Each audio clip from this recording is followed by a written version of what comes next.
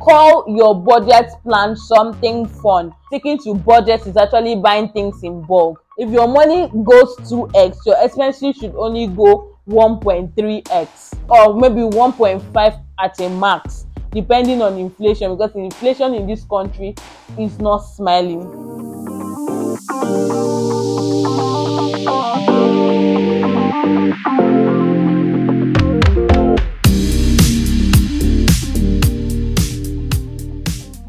Hi, welcome to yet another Personal Finance 101 series. My name is Isabella Awan and you are watching Adulting with Bella. If you're a returning subscriber, thank you very much. I love you, and if this is the first time of watching my videos or you're just here to subscribe to my channel, please go ahead and click on the red subscribe button. Thereafter, hit on the notification bell just beside the red subscribe button so that you can be among the first to get notifications of my videos whenever I drop them. So today, it's going to be a continuation of our budgeting video, which I had the part 1 last week. So today, the budgeting video would be focused on tips and tricks to hack this budgeting thing. So basically, I'm sure that some of you had gone through my previous video. If you haven't gone through the video, I am going to link it up here.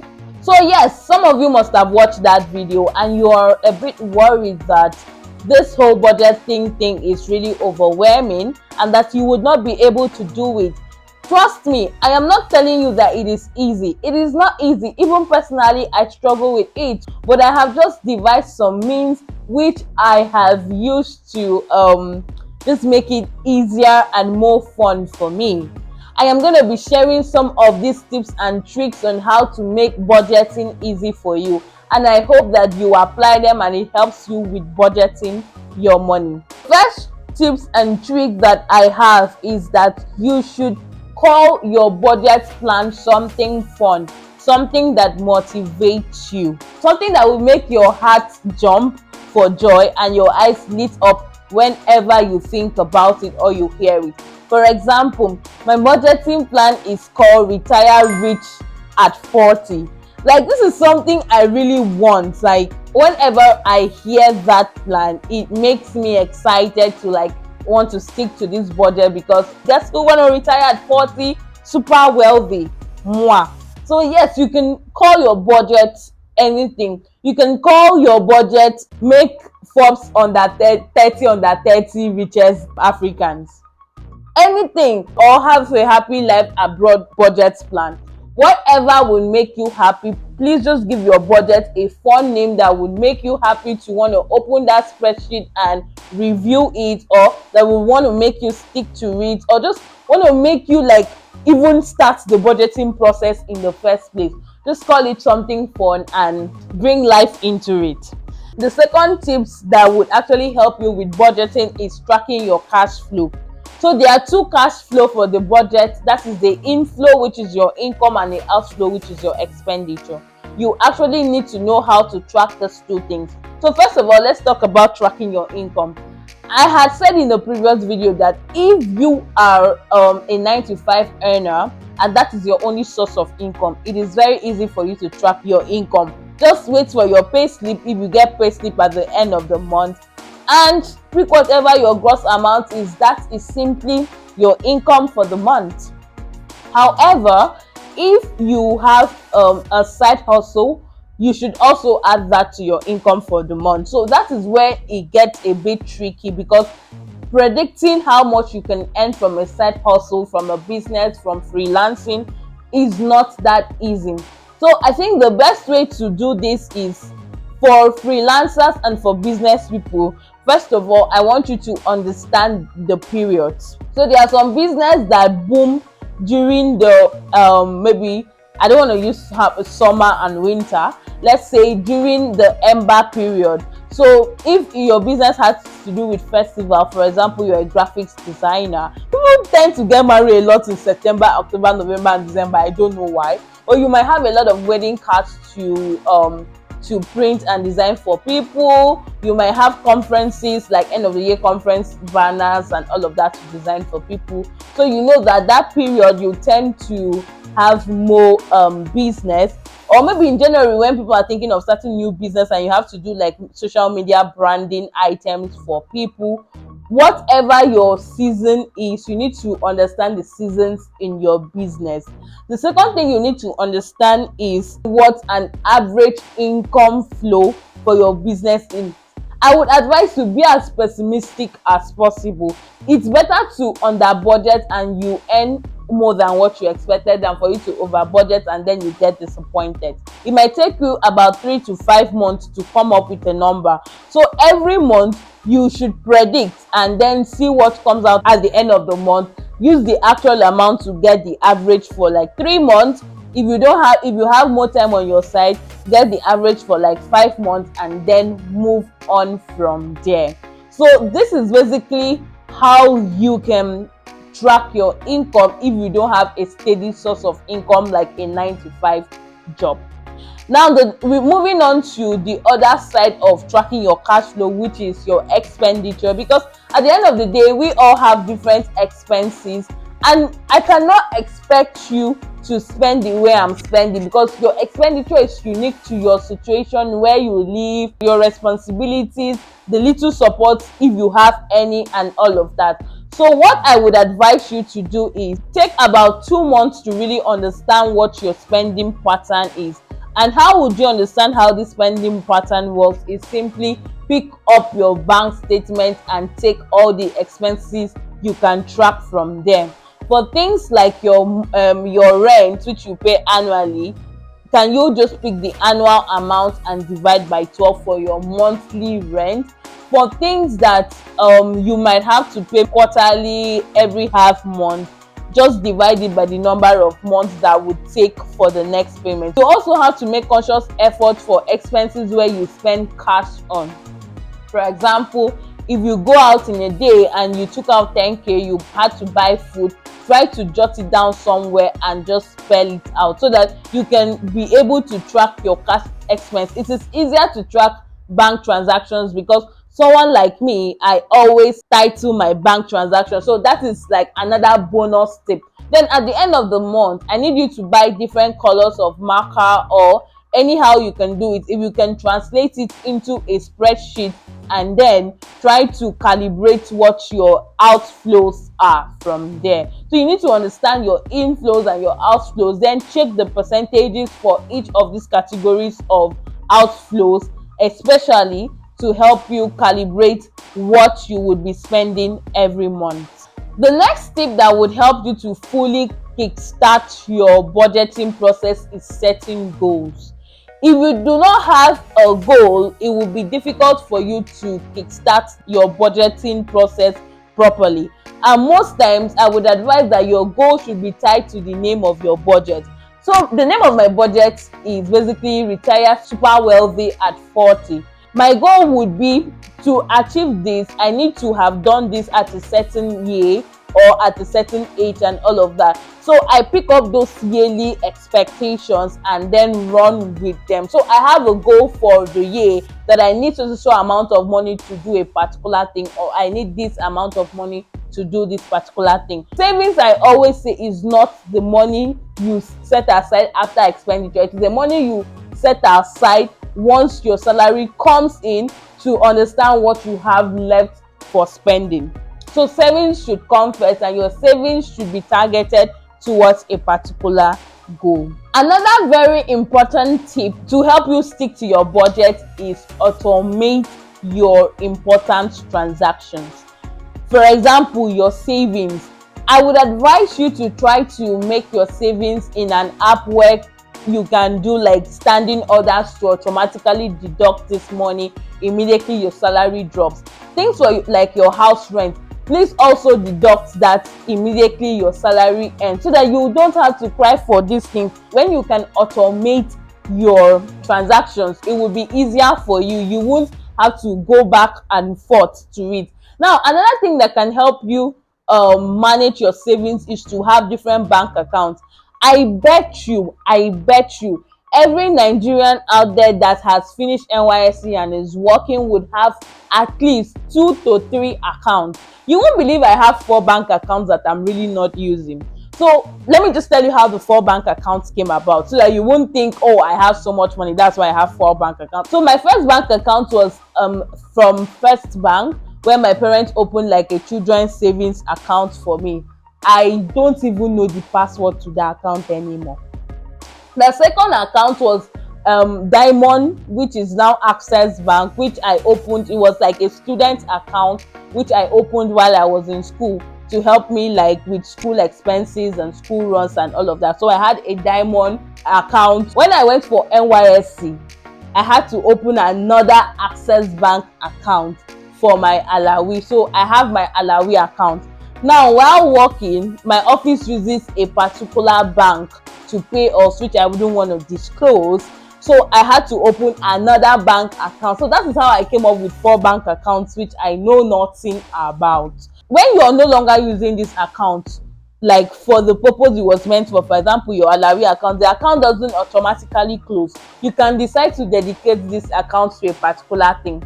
I wouldn't ask you to dedicate any of these accounts to savings. I would always advise you use an application or any of these fintech apps out there to help you generate interest on your savings. If not, you'll be saving without any interest. So you can dedicate each of these accounts for a particular reason. For example, your gifting account can be your, let's say, my student account, because I have like a very small transaction limit. I think my transaction limit for that account was like 50k or thereabouts. That is where I put my gifting money for like gift and all of that. So if you're asking me, once money finishes from that account, I don't have any money to give you again. So tomorrow, if you see me eating food, you will not say, but I would eat now, because I say I don't have money to give you, I will not eat food. So that account is like for gifting. Now the other account that I have is for paying bills. So that is the one I have like card for. If I have to pay for things online, other things online, I actually use the card. Now there is an account which is my salary account that is for automated transactions. So the automated transactions include my savings, my house rent money, things like DSTV, not DSTV, sorry, Netflix subscriptions, just things like that that has to go out from my account every month. Those ones that I have automated, I actually use that particular account for them. So I kind of organize things in such a way that it is easy for me to stick to whatever my plan and my goal is for my budget. So what I would advise you is try to automate your transactions. Then the next thing is try to split these transactions into different accounts or different portfolio to help you manage it better. The next tip I would like to give you is that you should go for value for money. See, basically, this means don't do things because you want to please others. Do things because the money you're about to spend makes sense to you. Yes, like I don't know, for me, I don't think it makes sense for you to be spending ridiculous amounts on things when at the end of the day you can get a lesser version of something that would save the same purpose and still last relatively long. There was a quote I saw somewhere that expensive things, so branded items, last long not because they have higher quality, but the fact that we bought them at very high price, we tend to take care of them better. I am actually a living example of that. So one of my most expensive shoes are still in their carton. Walai, like anytime I want to wear this shoe, I bring out the shoe from time to time to clean and let air touch them and all of that. But I try to take care of them and it lasts long for me. Even one of the most expensive perfumes I got, oh my god, this is really ridiculous, I don't spray them. See, perfumes like that, you just give yourself 3 spray, tip tip, maybe back of your ear, just 4 spray and you're good to go. So they tend to last longer for you, not because they have higher quality. There are other higher qualities that don't have branded names like that, but they still do the function you need them to do. So sometimes I would just ask you to go for value for money. Another thing I would ask you to look out for, if you're someone who loves brand, is look out for sales period. So sales period are basically when items, clearance and sales period. So these are basically when items are sold for lesser prices because maybe they are going into a new season or something. So you need to understand how the market works for the different goods and services, and know when different brands will be doing their clearance sales and all of that, and leverage it, setting up a reward system. So basically, if you had budgeted to spend a particular amount of money on feeding, and because of one thing or the other, maybe you had a lot of outing, or you went on an office trip for like a week where the office basically paid for all your food and everything, so you had savings from that week, please set up a reward system for that saving, and please yourself. See, I will not lie, it is not easy to save money, it is not easy to plan money. So for example, if you were able to save 10,000 naira, I would advise you take out like 2,000 naira from that money and just shalaye with the money. Buy something for yourself, go to the restaurant, eat an expensive food that you will naturally not eat, or go see a movie. Just do something for yourself with that 2,000 naira, please. Like, then you can now take the 8k and add to either your savings or your personal development. Basically, what I'm saying is that your savings and your personal development money are the two expenditure buckets that are allowed to grow.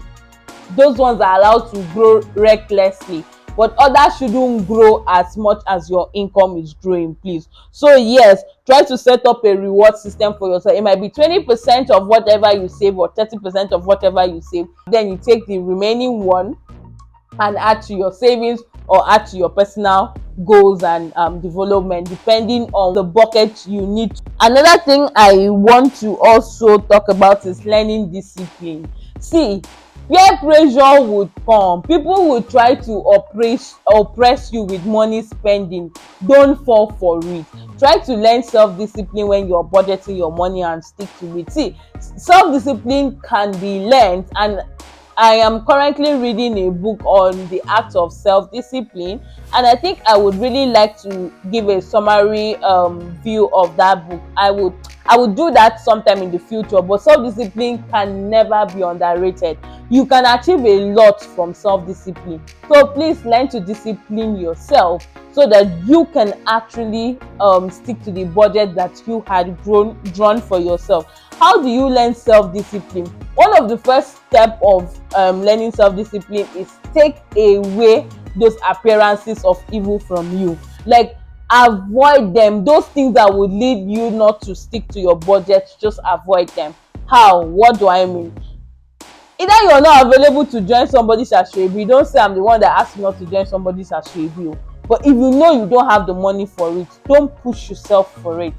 If you know you have friends who always will push you to spend above what you're earning, try to stay away from them. Like, have them for other purposes, like chatting and all of that, but not for hanging out, because you know whenever you hang out with them, you will tend to spend a lot of money. So any of those things that will bring about careless spending outside your budget, just try to avoid them as much as possible. One of the biggest things that is difficult for me to control the spending for is food, because I just tend to buy things and I pay with my card. So what I tend to do is I withdraw a particular amount of money, and I tell myself that everything I need to eat and my transportation for this month is inside this money. So if this money finish, I am done for. Oyo is my case. So if you can actually like hold cash, it would be easier, but doing transfer for things would make you track your money easier. But see, going into the shopping mall with your card, with the way things are expensive like this, you will just be picking things into your shopping chart, and by the time you get to the counter to pay, you realize you're 30% above what you had budgeted to spend in the shopping mall. And pride might not allow you to go back to return some items, so you will just pay for them, and that is how you would end up shifting away from your budget. So what I would advise is carry cash, don't carry card, so that you know you don't have a choice. You will have to go and return some items you must have picked when you don't need them, or items you could actually survive without. You would have to like come up with a logic to drop some item in order for the cash you have at hand to be sustainable for you. So having just cash at hand and not having access to cash also helps. Like, limit your access to cash. just carry the cash you need, and I think you will do better with sticking to your budget. And another thing that would actually help you to stick to your budget is trying to have other sources of income. So even if, no matter how small it is, if you can get gigs, like little gigs that would help you here and there. For example, weekend, someone is inviting you to talk to maybe a group of people, and no matter how small the money is, just do it. How long will it take you to do that? Just do it and get your money. And that small money, you should also budget to cover up like the important expenses you have that you think you're short of budget for. So any more money can also help you, but any money shouldn't translate to your expenses automatically growing. I will always advise you, if your money goes 2x, your expenses should only go 1.3x. You shouldn't, or maybe 1.5 at a max, depending on inflation, because inflation in this country is not smiling. Then the final tip for sticking to budget is actually buying things in bulk. I had a conversation with a very good friend of mine, and we found out that poor people tend to spend money more. How? You know that poor people would go to buy things like single, for example, they want to drink tea, they will go and buy a single sachet of Milo and a single sachet of milk. By the time you add all the milk and Milo that they buy in a month to make up a full, what's that, 90 gram or 250 gram of milk or Milo, you will find out that they spent more money buying it one than, do you understand what I'm trying to say? For example, I don't buy my Indomie one. Indomie is better, so I just go and buy a carton of Indomie and I take from there. So buying things in bulk actually help. If you cannot buy the full bulk of it, look for a friend that actually needs that thing too. This is a tip, or this is like bonus tip. Look for a friend that actually needs that thing too. Then you guys buy the whole bulk and split it. Like, it will be easier for you that way to like stick to budget. Instead of buying Maggi, 100 naira Maggi, buy a pack of Maggi, maybe with a friend also, and split it. You will realize that it is actually cheaper to buy these things this way. So yeah, so buying things in bulk is actually another way to help you stick to your budget. You might be out there and you have this particular tip and trick that has been helping you manage your money or stick to your budget. These are basically the things I do personally that have helped me stick to my budget. If you think you'll find any of these things helpful, please comment down below. And if you have some tips and tricks that you have been applying to yourself and you think that this thing has actually helped you to be successful, also comment down below and let's learn from you. Let people find out what they can do to help them budget their money better. If you have a particular struggle relating to budgeting your money and sticking to your budget, please comment down below and I would help you as much as possible, and others can also come into your comment to help you.